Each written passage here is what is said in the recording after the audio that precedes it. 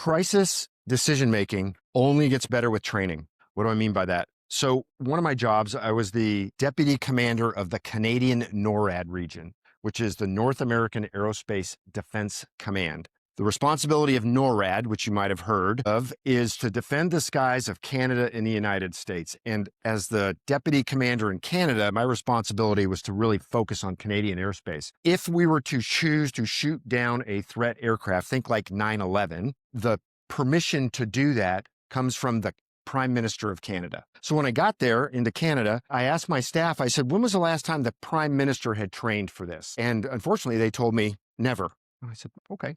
So I called up the Prime Minister's office and I spoke to one of his chiefs of staff and said, when can we get the Prime Minister trained on this? And they said, Jack, you know, we have a great staff and he's a very good decision maker and he's just super busy.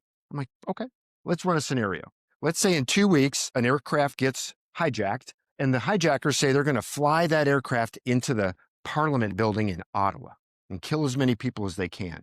And the decision is made to shoot it down. The next day at the press conference, when the reporter asked the Prime Minister, Mr. Prime Minister, how did you decide what you were going to do? He has a couple of options at this point. One, the option could be, well, I didn't really have a lot of training at this, so I listened to the generals and they told me to do it, and so I did it. Or, this is the hardest decision I've ever had to make in my life, and I will think about it every day, but I was trained.